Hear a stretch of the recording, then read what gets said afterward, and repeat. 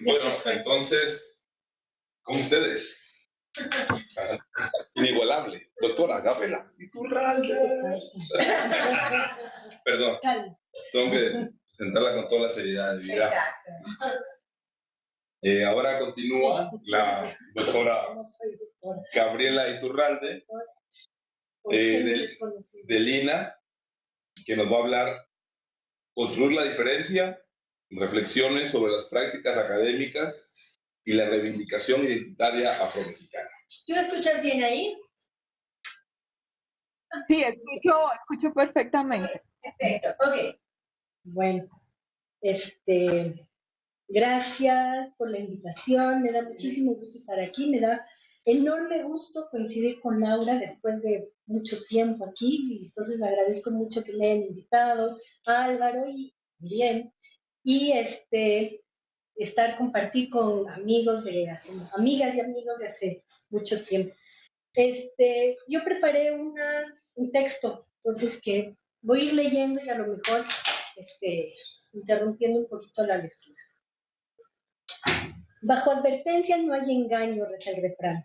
Por eso quiero empezar por advertir que no soy especialista en estudios del Caribe. Y me corresponde decir que en este contexto me siento nadando en aguas de mares que no son los que conozco del todo, si es que en algo llegamos a conocer del todo alguna vez. ¿Por qué estoy aquí entonces?, se preguntarán. Hace un par de años recibí una llamada de Álvaro Alcántara. Me citaba, seria y provocadora, a desayunar, a proponerme algunas discusiones y quizás construir la posibilidad de armar una reflexión juntos sobre temas que no son comunes. En esa ocasión, Álvaro, amigable pero todavía serio, me dijo: hay cosas de las que ustedes hacen, refiriéndose a un grupo bastante bien consolidado en el que trabajamos temas sobre afrodescendientes en México, con las que no estoy de acuerdo. Creo que de alguna manera se están inventando eso de lo negro en México, de lo afromexicano. Desde entonces, pláticas van bien, diálogos en los que hemos limado asperezas, hemos construido acuerdos y hemos profundizado las preguntas sobre nuestro trabajo como historiadores y antropólogos. Esta tarde quiero compartir con ustedes algunas reflexiones sobre el papel que tienen las prácticas académicas, es decir, la manera en que registramos, producimos y comunicamos nuestro conocimiento sobre los procesos de emergencia y configuración identitaria. Estas reflexiones son resultado de algunos años, no demasiados, dedicados a registrar y desarrollar algún nivel de comprensión sobre los procesos de emergencia identitaria afrodescendiente en México y en el contexto de América Latina. Las articulaciones políticas que se tejen alrededor de esta identidad y, más recientemente, mis preocupaciones por documentar y caracterizar los procesos del racismo en México. Finalmente, aquí estoy en esta tarde en la que trataré de contestar de forma ordenada estas preocupaciones que tiene Álvaro, que ya años atrás conversábamos con Oji Loffman y otros colegas en un proyecto internacional sobre afrodescendientes y esclavitud, preguntas que necesariamente y quizás por suerte rondan cotidianamente mi quehacer en la investigación y en la gestión académica.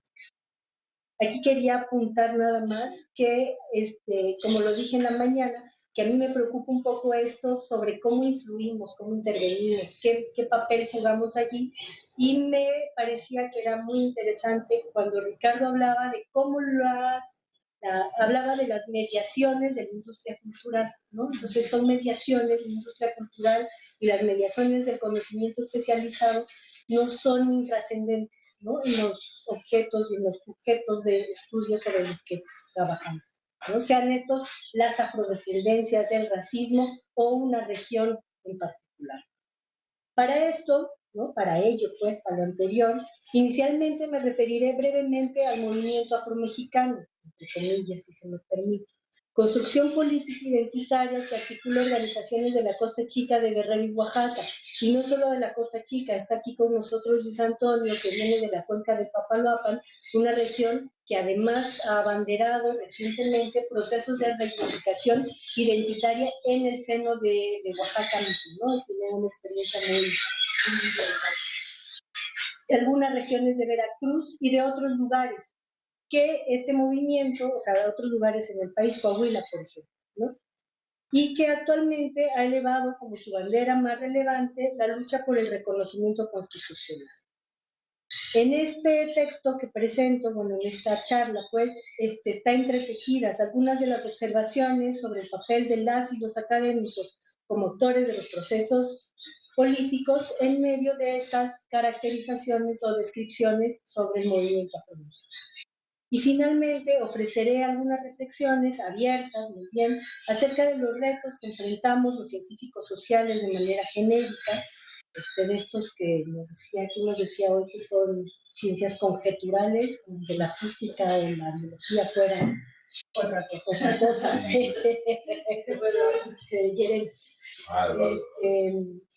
O por lo menos que creo yo que están presentes en el quehacer de la antropología, ¿no? Y que están presentes en la comprensión de estos procesos y los retos que están presentes en la comprensión. En días recientes, en el último tiempo, en estos últimos meses, hemos podido seguir, desde el término que se emplea, a través de los perfiles de Facebook de algunos de los dirigentes de organizaciones civiles afromexicanas de la Costa Chica de Guerrero y Oaxaca, su incursión en las comunidades del Mirador, Mata Clara, Yanga, entre otras en Veracruz, ¿no? Las fotos subidas, que suben a sus perfiles, dan cuenta de varias actividades colectivas, talleres, pláticas, caminatas por la comunidad y entrevistas con las autoridades locales, todo esto con vistas a la organización del 18º Encuentro de Pueblos Negros, que este año tiene lugar ya pronto, el 17 y 18 de noviembre, en el municipio de Cuitláhuac, en Veracruz. Me atrevo a afirmar aquí que estas actividades son un elemento nuevo, reciente, que por el hecho mismo de ocurrir están conformando una acción colectiva tejida por la solidaridad, los deseos y las aspiraciones de futuro de quienes se reconocen como afromexicanos. Es nuevo el hecho de que incursionen en Veracruz, ¿no? Que había estado más bien al margen de un proceso de mucha más larga data de organización de las comunidades y organizaciones afromexicanas. La articulación política de las poblaciones etnizadas y racializadas del continente a partir de los años 90 del siglo XX, su emergencia en la escena política a nivel nacional y regional, ha implicado retos heurísticos para las ciencias sociales. En este proceso hemos debido echar manos de la interdisciplina, de crear, tal vez a modo, aparatos conceptuales que pueden parecer poco ortodoxos, en los que conviven no sin dificultad las perspectivas de la sociología y la ciencia política, la antropología e incluso la etnohistoria. Y nos enfrentamos cotidianamente en aras de construir explicaciones sobre la realidad con obligación de desmontar inercias que están establecidas en la comprensión de aquello que es diverso, de las alteridades sociales y de manera particular de aquello que constituye o configura lo que llamamos poblaciones afrodescendientes. Hace un momentito me refería a estas actividades que desarrollan estos liderazgos que están desarrollando pues en estos meses en Veracruz estos liderazgos. Este conjunto de actividades descritas es uno más de otros, de muchas tantas actividades que en los últimos años hemos podido observar en México. Cada vez más, sin que esto suponga ningún nivel de estridencia, podemos notar la presencia en la escena pública de las organizaciones y poblaciones afrodescendientes en condición de actores políticos articulados en lo que genéricamente denominamos movimiento afromexicano. Y al mismo tiempo es frecuente escuchar, incluso entre quienes son cercanos a este proceso, la puesta en cuestión de su condición de movimiento. La pregunta sobre si el afromexicano constituye o no un movimiento social suscita con frecuencia la necesidad de volver a las explicaciones sobre qué es lo característico de un movimiento social y por lo mismo a reflexionar sobre qué define la acción colectiva, efectiva o no, en el campo de la política, así como también a argumentar por qué sí o por qué no, al observar el movimiento afromexicano, nos situamos efectivamente ante una acción colectiva. Igualmente, ayuda a pensar cuáles son los aportes que puede brindar la mirada de los antropólogos, en este caso, a la comprensión de este fenómeno. Afirma Alberto Melucci, uno de los autores que más contribuyó en el desarrollo de una distinta comprensión analítica de los movimientos sociales, así ya atrás en el siglo XX, que el desideratum de los estudiosos de la acción colectiva es tratar de ir más allá de la visibilidad del movimiento, la acción efectiva, el dato empírico observable, marchas, paros, plataformas políticas escritas y explícitas. Y en cambio, este desideratum es proponerse descubrir el sistema de relaciones internas y externas que constituyen la acción. Esto es imprescindible, pues muchas veces se deduce de la ausencia de acciones visibles la debilidad o la existencia de un movimiento social. La reflexión teórica sobre la articulación de acciones colectivas que dan lugar a procesos de transformación real o simbólica de la realidad han sido materia de estudio frecuente y obligada de la sociología política. Durkheim, Max Weber, entre muchos otros, se ocuparon de explicarlos desde distintas perspectivas. No voy a regresar a estos aportes. Sin embargo, considero necesario traer a la memoria aportes conceptuales que dan cuenta de los fenómenos que genéricamente denominamos ahora movimientos sociales. Sin abundar en ello, cabe mencionar que alrededor de finales de la década de 1960, con la emergencia de acciones colectivas distintas a las habituales, que para entonces las habituales eran las que se tejían alrededor de la clase social, con la emergencia pues de estas otras formas de articulación, demandas e ideas de futuro, se elaboraron nuevos paradigmas para la comprensión de estos fenómenos. Desde ese momento se han elaborado cada vez más complejas interpretaciones acerca de lo que es, de qué es lo que hace actuar colectivamente a los sujetos, cómo se estructura la actuación y cuáles son los propósitos de ellos. Albert Roni, otro de estos autores, en su trabajo Movimientos e Institución, señala que las expresiones colectivas pueden dividirse en dos categorías. Esto a lo mejor me pasa un poco rápido. Los fenómenos colectivos de agregado, que son, por ejemplo, la moda o las tendencias, y los fenómenos colectivos de grupo. En este sentido, es necesario recalcar que no toda expresión colectiva constituye un movimiento social. De este se dice el autor, es un fenómeno colectivo de grupo, que son procesos que producen, cito, una modificación de la interacción de los sujetos que de él forman parte, así como de su solidaridad. En este caso, cada uno de los participantes en el proceso colectivo somete a discusión el espacio cultural y social, e incluso el geográfico, nos recordaría Oslender, en que se encontraban antes del proceso colectivo mismo, e instaura un nuevo tipo de solidaridad con otros participantes en este proceso. Por consiguiente, los que participan en el proceso colectivo tienen la conciencia de constituir una colectividad que tiene en su exterior, algo con los que está relacionado o algo con los que combate, un sistema exterior. O si preferimos de manera más sintética, como lo dice Giddens, los movimientos sociales se pueden definir con justeza como empresas colectivas para establecer un nuevo orden de vida. Así pues, se trata de la acción conjunta de un grupo de individuos, actores o sujetos con objetivos específicos y valores compartidos. Los objetivos del movimiento están en constante definición. A los actores o sujetos los une, como dice la Garza Toledo, un agravio sentido colectivamente, que funciona como eje articulador y que se expresa de distintas maneras. Lo que hoy llamamos movimiento afromexicano hace referencia a la trayectoria de más de 20 años de construcción de una identidad colectiva de base étnica que articula organizaciones sociales afrodescendientes, sobre todo en la costa chica de Guerrero y Oaxaca, acompañadas por otros actores que se han sumado en distintos momentos: académicos, representantes de organizaciones sociales, miembros de partidos políticos y recientemente organizaciones de individuos de otras regiones, en donde empiezan a gestarse reivindicaciones políticas vinculadas a la autoidentificación como afrodescendientes o afromexicanos. Gloria Lara, una colega de nosotros, hace un par de años, presentaba los principales hallazgos de una investigación de corte historiográfico en la que detallaba, aquí que me interesa un poco recalcar, decir, de dónde viene este proceso, porque muchas veces, y aquí hago un alto en eso, porque me parece que es relevante, en más de una ocasión, en más de un foro, varios colegas nos hacen la afirmación de que este movimiento es un invento de los académicos, ¿no? El resultado, una especie de movimiento, de invención de los académicos.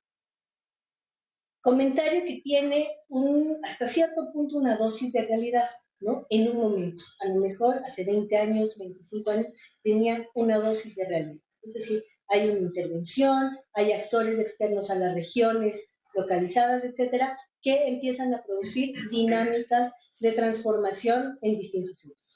¿Qué me interesa destacar aquí? Gloria Lara, una colega antropóloga nuestra, presentaba unos hallazgos de una investigación historiográfica sobre la región, sobre la Costa Chica, sobre todo en Oaxaca, en la que ella ha documentado con mucha curiosidad el proceso mediante el cual, alrededor de los años 80, y que es el momento en el que empiezan a darse los primeros giros a las políticas de atención y subsidio al campo en México, los campesinos, sujeto y actor social primordial de las zonas rurales en ese momento, en esa región, paulatinamente se ven obligados a reconocer, esgrimir y emplear otras pertenencias identitarias, no solamente las campesinas, sino otras, como por ejemplo estas identidades étnicas y lo que después serán que cada vez más serán unas identidades racializadas. Y estas son, y esgrimir estas identidades, se convierten en un recurso en las interacciones con los agentes del Estado.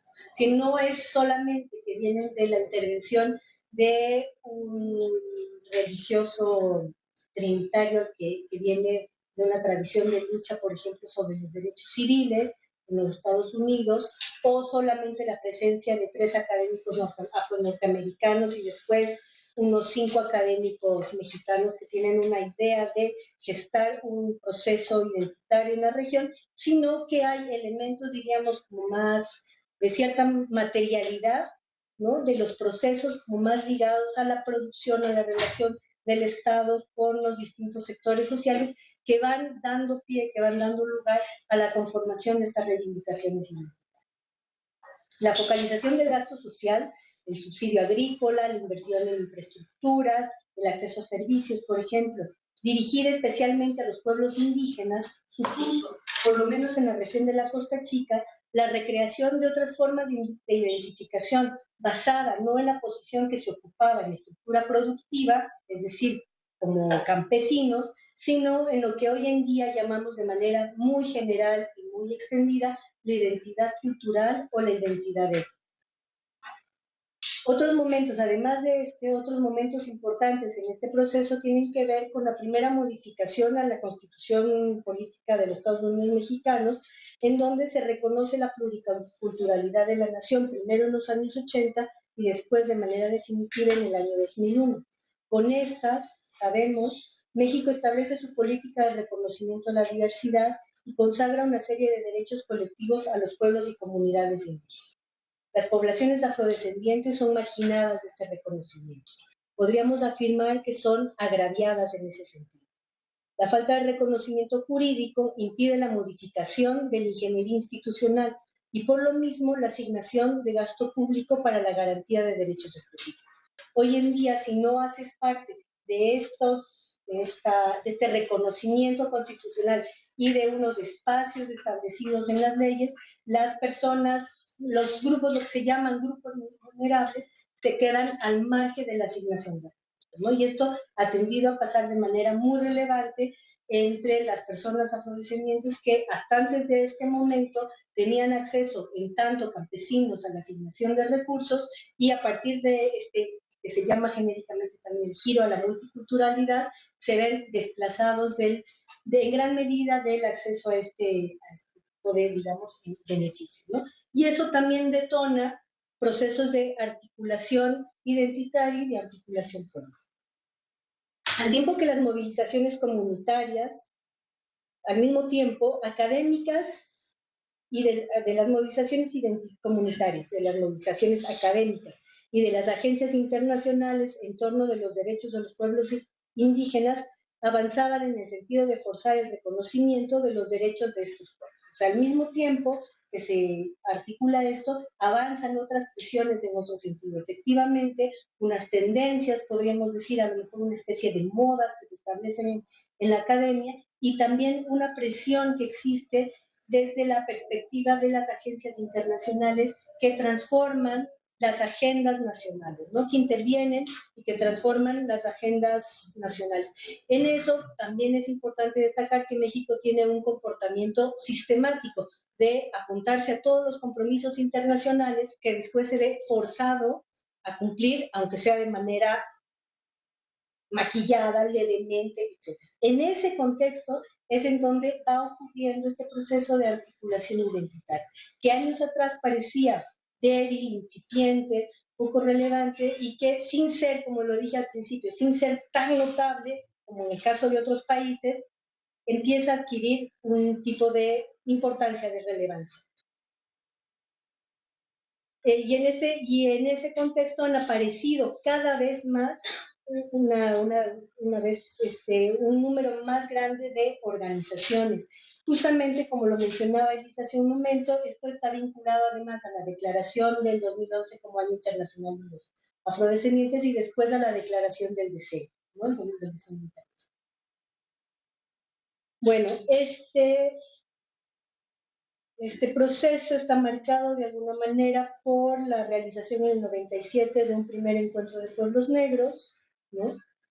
Que se desarrolla ya que se lleva a cabo desde hace 18 años, en el que tienen lugar cada año dos cosas fundamentales. La una es, se convierte en un espacio de intercambio comunitario, ¿no? De intercambio entre distintas comunidades de la región para hablar de cosas que interesan, de problemas que si los vemos detalladamente son los mismos problemas de falta de acceso a servicios, por ejemplo, de atención a la salud, a la educación, etc. Pero eso se hace por un lado. Y por el otro es un espacio de intercambio de expresiones culturales, digamos, de reforzamiento de la identidad en un sentido como muy genuino, en un sentido muy genuino, es decir, presentan danzas, se presentan bailes, hay gente que echa décimas, ¿no? Cuando han llegado los veracruzanos, alguna vez estuvo Samuel allí,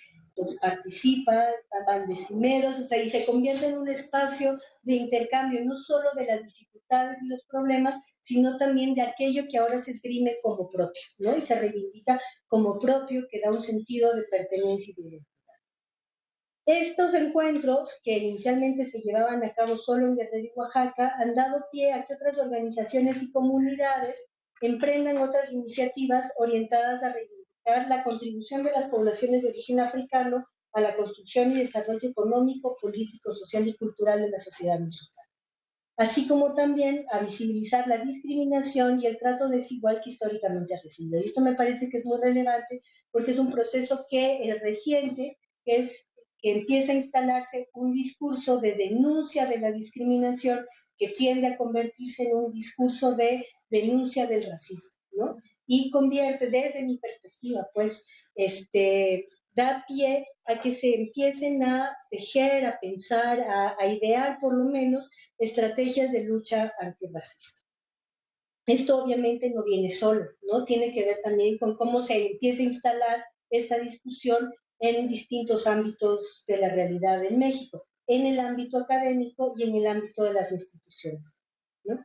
Y esto está ligado, por ejemplo, a los compromisos que tiene México de cumplir con la convención del Comité de Ser, etcétera, ¿no? Tiene que dar cumplimiento y se instala un poco el tema en las instituciones, ¿no? Este proceso, calificado hace algunos años como incipiente o débil, ha ido adquiriendo mayor densidad. En su seno se metabolizan conflictos y tensiones en torno de la visibilidad y fortaleza de los liderazgos. Por ejemplo, hay disputas entre las organizaciones de Guerrero y Oaxaca por una suerte de hegemonía en el movimiento, ¿no? Que encuentra su momento crítico cuando se llevan a cabo eventos, y estos dependen en gran medida de la aportación de recursos de las autoridades locales o estatales de una u otra entidad. Y entonces ahí la capacidad de gestión que tiene un líder u otro con sus autoridades locales da cuenta, o sea, metaboliza tensiones que están establecidas ahí, ¿no? Que no necesariamente tienen que ver con las metas que se plantea el movimiento, sino son tensiones que existen previamente, por ejemplo, de militancias políticas anteriores, de filias y fobias partidistas que están establecidas o simplemente de estas filias y folias que tenemos todos cuando vivimos en comunidad, con nuestro vecino, con nuestro pariente, ¿no? También se pueden identificar tensiones frente a la reciente pero vigorosa incursión de las mujeres como dirigentes de asociaciones, cooperativas y otras iniciativas. Esto las ha llevado a disputar el liderazgo de las organizaciones a sus compañeros. Las mujeres han tomado la palabra, tienen a su cargo iniciativas y le han impreso un nuevo carácter a los eventos de las organizaciones. Es de justicia reconocer que los dirigentes hombres se han mostrado solidarios con sus compañeros. Sin embargo, se puede percibir algún nivel de incomodidad por esta irrupción, sobre todo porque ha ido acompañada de un discurso feminista que pone en cuestión las estructuras de dominación machista en estos contextos específicos. Aquí también cabe hacer la anotación que este auge está muy ligado, por ejemplo, a la presencia de recursos que viene de la mano con asociaciones y fundaciones, asociaciones civiles y fundaciones, por ejemplo, dinero de Kellogg's, ¿no? Que pasa a través de la escuela de Simone de Beauvoir de liderazgo, ¿no? Que es una escuela claramente feminista, que ha pasado por allí y que tiene una impronta muy importante en el corte, en el tipo de feminismo que impulsa el discurso de las compañeras de las organizaciones, que efectivamente a veces está de alguna manera desfasado, ¿no? De las necesidades y de las posibilidades de procesar esto en los entornos más rurales o menos, no rurales porque no, de esta forma de urbanidad que tenemos en los centros, en los sitios lejanos a los centros, ¿no? Igualmente se expresan conflictos frente al tema de la denominación, por ejemplo. La batalla por legitimar el uso de uno u otros términos para denominar al grupo, afrodescendiente, moreno, negro, afromexicano, se ha convertido en un campo de batalla, en donde se dirimen buena parte de las tensiones, se construyen lealtades y se identifican adversarios.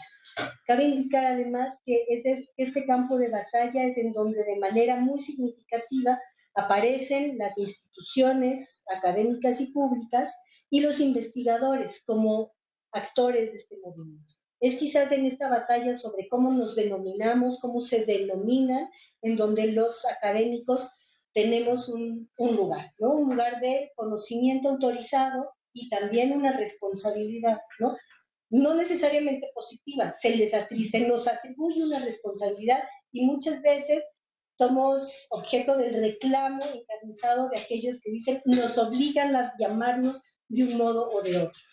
Eso se entiende en esta metabolización. Lo que ocurre también es que como los distintos académicos de distintas instituciones hacemos parte del movimiento, no estamos afuera del movimiento, sino que hacemos parte de este, también se esgrimen esas rivalidades institucionales o proposiciones en este otro nivel, no solo de las organizaciones, de los actores émic, diría Álvaro, sino de estos supuestos actores éticos, que somos los académicos, que desde mi perspectiva no lo son, ¿no? O sea, eso sí ya estoy convencida de eso, nosotros hacemos parte de este campo y dirimimos ahí también espacios de poder, ¿no?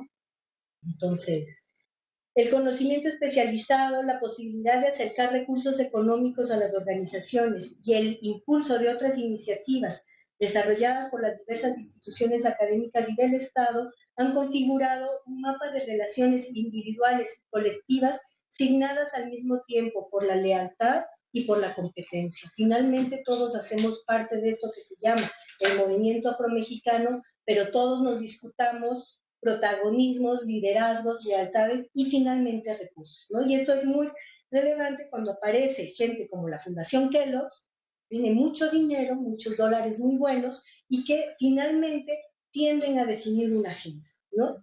Y en la de nombrarse es muy importante. La Fundación Kellogg's abandera la idea de que hablar de afrodescendientes es evadir el tema de lo negro. No hablar de raza, sino de otro tipo de procesos es evadir un problema y están marcando una agenda en ese sentido. Una agenda de alguna manera distanciada de una tradición intelectual en México, de una manera de comprender y de procesar estos. Visto así, aparece efectivamente como un proceso caracterizado fuertemente por el faccionalismo interno que al parecer hace inviable el alcance de las metas planteadas. Sin embargo, es en esta conflictividad que se expresa como faccionalismo y que ocurre en este movimiento, al igual que en casi todos los movimientos sociales, o sea, no es particular de los afrodescendientes, que se hacen parte de las negociaciones internas para construir consenso, para plantear metas, diseñar estrategias visibles de movilización y construir la legitimidad de unos y otros al interior del grupo y de estos hacia afuera.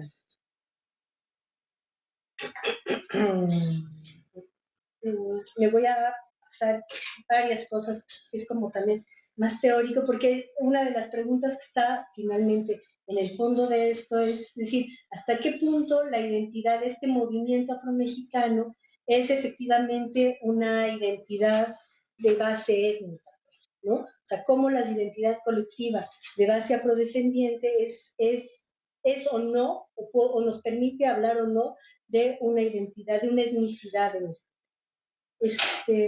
Creo que me lo voy a saltar un poquito porque seguir hablando más de cosas un poco más, una aproximación como más teórica, para hablar, resumirlo de alguna manera. Ahí me parece, bueno,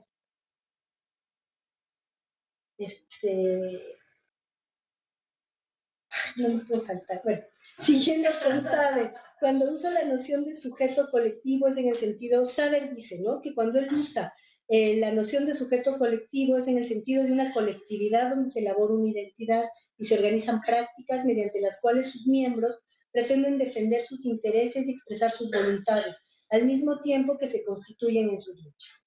La existencia de un sujeto colectivo no significa necesariamente que estemos en presencia de una colectividad homogénea, por demás que me parece imposible encontrar, ¿no? Se trata más bien de un colectivo que en el camino ha logrado integrar sus identidades subjetivas en torno de un proyecto y finalmente han creado una idea de futuro expresada en un proyecto, han dado así paso a la existencia de un sujeto colectivo.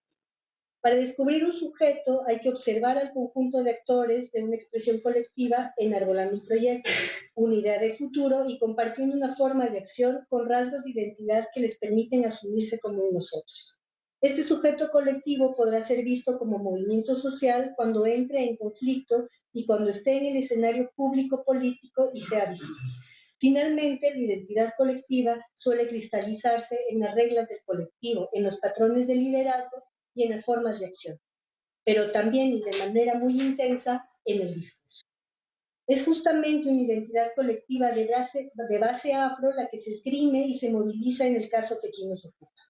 Así pues, las acciones colectivas afro se movilizan dentro de los entramados de la etnicidad.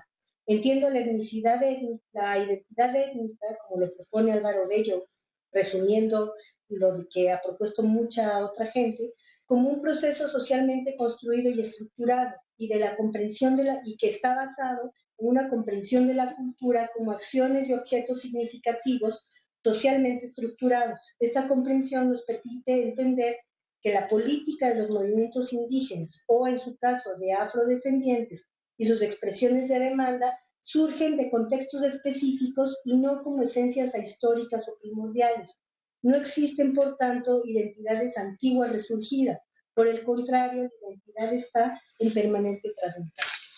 Es, por tanto, un imperativo entender cómo se construyen los marcadores de esta etnicidad, cuáles son los elementos significativos sobre los que se establecen las fricciones y se construyen las fronteras étnicas para comprender cómo surge, pues, cómo se articula y cuál es el decurso del movimiento afromexicano, tal como lo propone Barr, y también comprender la dimensión del esencialismo estratégico de la movilización de estos marcadores de la etnicidad, necesarios en los procesos de articulación política, como lo señala Stuart Hall. Odile tiene un artículo súper bueno sobre eso que escribió hace mucho tiempo, refiriéndose, por ejemplo, a la racialización de los procesos políticos afrodescendientes.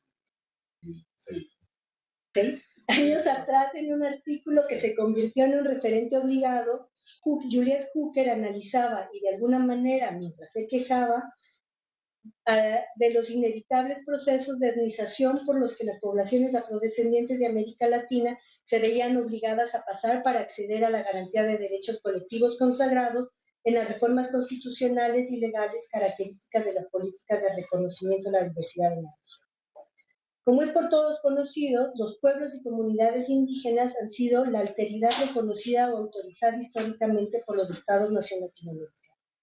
En el llamado giro al multiculturalismo, el reconocimiento de derechos y las políticas públicas derivadas recayeron en la posibilidad de identificar a estos grupos de población a través de señalarlos como grupos portadores de cultura. Por las características del proceso de asentamiento de las poblaciones de origen africano en algunas regiones de América Latina, de forma paradigmática el caso de México, por ejemplo, o también Bolivia, Argentina, incluso Perú, estas comunidades no se constituyeron como etnias en este sentido de portadores de cultura, y no son, por lo tanto, visiblemente identificables y, sobre todo, no poseen un patrimonio cultural exclusivo.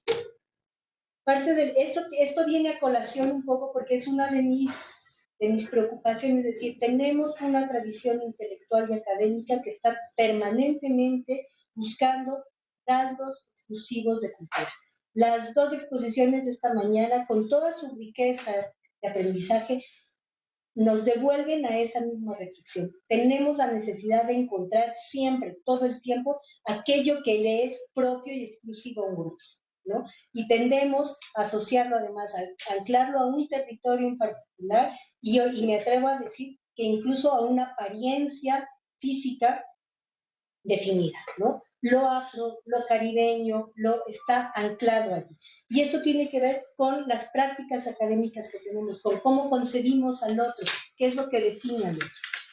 Parte de las movilizaciones identitarias han supuesto la conformación, para no entrar en el complicado terreno de la invención, la conformación y el reclamo de la exclusividad sobre algunos repertorios. Pienso, por ejemplo, en el caso de la saya en Bolivia o el fandango de Artés en México, como estrategia de marcación identitaria. Entonces aquí hay distintos niveles. Una es la marcación identitaria que se hace desde adentro de las organizaciones y las comunidades, y las esencializaciones e incluso las racializaciones que se hacen desde adentro, pero cómo se hace un uso, además, diría yo, casi reflexivo, que queda después representado en los discursos académicos, ¿no? Que está presente en los discursos académicos. En este proceso hemos tenido y tenemos que ver, las y los investigadores, quizás como lo afirma Hall, la etnicidad se constituye ahí en donde los investigadores identifican y la nombran. Nuestros trabajos de rastreo de rasgos culturales, de huellas de africanía en las prácticas de la vida material, en el parentesco y en la constitución de los universos simbólicos, como este proceso, este trabajo que hacemos, han contribuido a conformar esos repertorios, muchas veces desde miradas esencializantes que los cosifican, los folclorizan y no comprenden, no dan cuenta de los intensos procesos de transformación que son cada vez más rápidos, ¿no? Más que hay con la vorágine de la información, etcétera, esto se transforma con los regímenes de movilidad, ¿no? Se transforman radicalmente. No se trata, pues, de juzgar si esto es bueno o malo, como lo decía Álvaro hace un rato, solo de indagar y de desentrañar cómo el trabajo científico, envuelto en una supuesta objetividad, también hace parte de este proceso de conformación identitaria, aporta insumos de conocimiento e interpretaciones que luego pueden ser esgrimidas en el campo político. Y de hecho, eso es lo que ocurre. Finalmente, nuestro trabajo tiende a convertirse en un artefacto que también está puesto en juego en el campo político, ¿no? Para legitimar a unos, para descalificar a otros, para justificar acciones. Y me parece que en esa medida tenemos que ser conscientes justamente de qué es lo que estamos diciendo, cuándo lo decimos y en dónde. No apelando a una especie de censura, sino de reflexividad, ¿no? Tras 2 décadas de política de reconocimiento de la pluralidad cultural, se registran pocos avances en el acortamiento de la brecha de la desigualdad. Al contrario, y no solo eso, al contrario, en muchas regiones esto se ha agudizado y han aflorado otro tipo de conflictividades. Se percibe, incluso en México, un cambio de eje. Hoy el tema del combate al racismo empieza a ser, además de una demanda de los pueblos, comunidades y actores de la sociedad civil, una preocupación del Estado, empujada esta vez también por la Agenda Internacional de Derechos Humanos. La reflexión sobre el racismo y los procesos de racialización son quizás uno de los aportes más significativos del activismo afro-latinoamericano para el campo de los estudiosos y en el campo de la política. Me parece que en eso está un poco, sobre todo en el caso de México, eso estuvo adelante del trabajo académico, sobre todo en el tema relativo a las poblaciones afrodescendientes. Y esto nos lleva a atender otra de las cosas que ahora se empieza a trabajar, que es cuál es el papel, qué papel juega el color, la fisonomía, los rasgos físicos en la conformación de las identidades colectivas, no solamente en los movimientos de base afro, sino en los otros procesos de articulación política, los indígenas, por ejemplo, ¿no? O sea, ¿qué lugar tiene esta otra dimensión que en el caso de México había estado de alguna manera ausente de esta discusión? José Bengoa, un antropólogo chileno, hablando de la emergencia indígena en América Latina, recuerda, para el caso de Ecuador, que en los muy tempranos años 90, cuando este movimiento hizo eclosión, la demanda más sentida de las organizaciones e incluso por las personas en las comunidades era el reclamo por la restitución de la dignidad. ¿En qué se ha traducido esta demanda abstracta y metafísica por la dignidad? Y coincido ahí con otro autor chileno, con Bello, cuando afirma en general que estas acciones colectivas de base étnica, y aquí me atrevo a extender este proceso a las que incluyen a los movimientos de afrodescendientes, se tratan de una lucha por la ciudadanía, porque más que rebeliones separatistas, conflictos o estallidos anómicos, las luchas de las comunidades y pueblos etnizados y racializados durante las últimas décadas se ha caracterizado por un conjunto de demandas y prácticas políticas que apelan a la profundización de la democracia y la participación, como decía Odilas en la mañana, a la inclusión más que a la exclusión, al rompimiento con el clientelismo y sobre todo a la búsqueda del reconocimiento de derechos económicos, sociales y culturales dentro del marco de los estados nacionales. Poblaciones que han estado, como en el caso de México, en donde la alteridad afrodescendiente fue completamente excluida de los relatos de la nación. Las investigaciones, que ya se referirá Luis Antonio en un momento más, las investigaciones etnohistóricas dan cuenta de los complejos procesos de borramiento de este sujeto del proyecto nacional. Se ha borrado del imaginario de la conformación del cuerpo nacional. En nuestro país, a la vez que se instauró el ideal de igualdad ante la ley, se fue construyendo, tanto en el nivel discursivo como en el diseño de los aparatos institucionales, la invisibilización de esta colectividad. Hoy en día, como se lo escuché afirmar a una persona en un encuentro de pueblos negros en relación con la demanda de reconocimiento constitucional, de lo que se trata el movimiento afromexicano es de demostrar que nosotros los negros, decía este compañero, los afromexicanos, también tenemos valía. Reivindicar su valía es la manera de demandar la restitución de la dignidad de una población excluida, marginada y que está expuesta cotidianamente a las peores formas del racismo y la discriminación. Ya para ir cerrando, ¿qué encuentro yo? ¿Cuáles son los retos para nosotros, para el trabajo de los antropólogos y probablemente de los historiadores también? 25 años después de que se ha reconocido la diversidad cultural en este país, esta sigue comprendiéndose desde los marcos interpretativos que la han anclado a una visión esencializante de la cultura, que no comprende las expresiones culturales como artefactos materiales y simbólicos que la sociedad, los grupos sociales, otras formas de organización crean, recrean y transforman de acuerdo a las necesidades que imponen la transformación del espacio y el ambiente, el flujo de información, el acceso no a los recursos materiales. Y esto tiene efectos, esta falta de comprensión, al dinamismo, esta plasticidad de la cultura, tiene efectos no siempre benéficos sobre la comprensión que desarrollamos acerca de los procesos que involucran a pueblos, comunidades y personas afrodescendientes. Así pues, considero, por ejemplo, que es necesario pensar, reflexionar, acercarnos a cuáles son los elementos materiales y simbólicos que cada comunidad o región considera significativos como marcadores de su identidad en distintos contextos y momentos históricos. Por ejemplo, nosotros con varios colegas, seguimos atados a la idea de que el patrimonio que se esgrime como propio patrimonio cultural de las comunidades afro de la costa es el son de Arteza. Cuando el son de Arteza se toca en los festivales y en el encuentro de pueblos negros. Y la cumbia costeña, ¿no? Es un patrimonio cultural que expresa a las personas, que está en las bodas, en los bautizos, en los entierros, etc., ¿no? Y no hay espacio para esa reflexión. No hay espacio para crear conocimiento acerca de eso, para saber por qué esto es o no relevante para las personas, con qué está vinculado, qué le significan a las comunidades, ¿no? Solo por poner un pequeño ejemplo. Y esto sin menoscabo del análisis y documentación, en la medida de lo posible, de las improntas que el pasado de las diversas culturas africanas dejó en las comunidades afromexicanas. No se trata de negar lo uno y ensalzar lo otro, sino de encontrar un balance, de encontrar un equilibrio, pero que dé cuenta de esta pluralidad de expresiones, ¿no? En ese sentido es necesario huir de las miradas etnicizantes presentes en la antropología en México y de las cuales es muy difícil huir. Se necesita todo el tiempo estar haciendo un esfuerzo para poder, y huir de esta mirada etnicizante además es imprescindible para poder pasarnos del ámbito puramente académico al ámbito de la atención pública, por ejemplo, ¿no? La Constitución mexicana solo reconoce titularidad de derechos a un tipo de comunidad, ¿no? A la que está consagrada en el segundo constitucional. Y si no se ajustan a ese modelo, las comunidades se quedan afuera de la posibilidad de tener atención pública básica, de recibir recursos específicamente dirigidos para esas comunidades.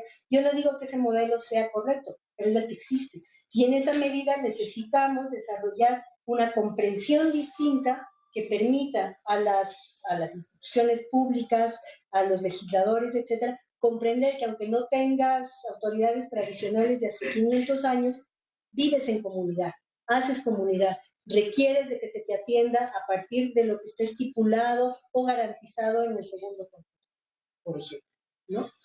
Otra de las cosas que me parece que es importante, sobre las que hay que tener atención, es esta idea que ancla al otro, a la alteridad social, en los entornos rurales, ¿no? Y que la ata a las tradiciones, siempre está atada a la idea de un patrimonio tradicional.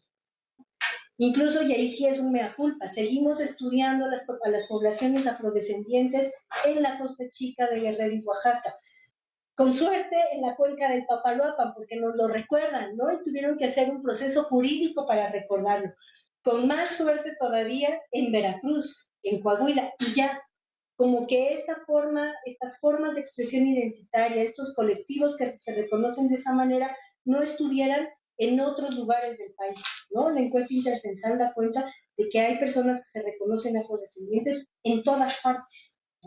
Y luego, esta idea del anclaje a lo rural, también está asociado a una idea de portación de unas culturas tradicionales pertenecientes a unas comunidades en particular. Y ahí me parece que es interesante lo que plantea Citlali Quecha, que es la necesidad de, en este caso, de desarrollar comprensiones regionales, ¿no? Y por un lado, desarrollar estas comprensiones regionales, ¿no? De culturas regionales, en donde no esté disociado y no esté racializada la comprensión de la cultura, sino que entienda las dinámicas de la población y de las interrelaciones en el tejido social. Otro de los anclajes que tenemos en nuestra comprensión es el de la vida comunitaria. Solo existe esta alteridad social allí donde hay vida comunitaria, ¿no? Y esto deja fuera, ¿no? La dimensión de la vida comunitaria deja fuera a todas las formas de vida urbana, ¿no? En la encuesta intercensal, otra vez, vuelve el tercer lugar después de Acapulco y Cuaji, me parece, el tercer estado en donde más población se reconoce afrodescendiente, afromexicana en el país, es el Estado de México. ¿Sí? Exactamente. Sí. Son los márgenes de esa zona de Nezahualcóyotl, Chalco, lo que está pegado a Iztapalapa. Son poblaciones migrantes. Son poblaciones que han migrado, sí, pero tienen unas formas pero están aquí. Y son 3 generaciones de poblaciones que han migrado. O sea, no son migrantes recientes, son 3 y 4 generaciones que han migrado. En Guerrero, Acapulco tiene un poquito menos de personas afrodescendientes, se reconocen afro, que Cuaji, que es Ojinicuilapa, que es la ciudad que más población afrodescendiente se reconoce. Y claro, y no estamos mirando a eso, ¿no? Porque entonces la gente vive en barrios, no en comunidades, ¿no? Tiene presidente municipal y no agente municipal o presidente ejidal, ¿no? O anciano, ¿no? Entonces me parece que tenemos un poco estos anclajes. Y finalmente, y con esto ya termino, me parece que es necesario pensar pensemos cómo estamos pensando acerca de la variabilidad física, eso que los decimonónicos creían que es un fenotipo, que es en realidad la variabilidad física visible de las personas, es decir, el color de piel, el pelo, la fisonomía, y cómo tendemos a construirlos como marcadores identitarios, ¿no? También es una responsabilidad propia pensar, o sea, tratar de pensar esto y saber que cómo te ves importa en las relaciones con los demás, te ha asignado históricamente un lugar en la sociedad, pero teniendo presente esto, presente que es una variable que importa, no caer en una tentación racializante, que creo que a veces estamos siempre en el límite de considerar que esto es así porque es afro, y esto es así porque es mestizo, y esto es así porque es blanco.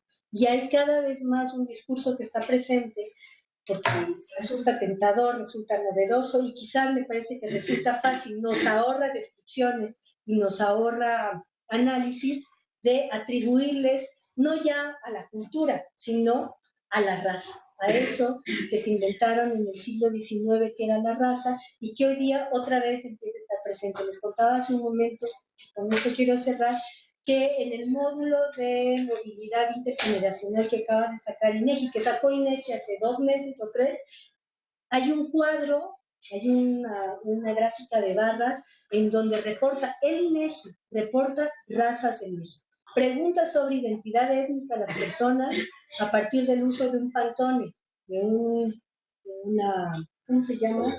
De una paleta de color de piel, que es un artilugio decimonónico, por cierto, ¿no? O sea, Boas hacía sus análisis así, Boas se acercaba así en sus exploraciones de campo, a partir de la percepción del color y cruza esto, la percepción de color de piel de las personas con la percepción de movilidad y finalmente reporta a la pregunta de autoidentificación étnica, responde una gráfica de barras en las que consagra raza. Raza blanca, raza mestiza, raza indígena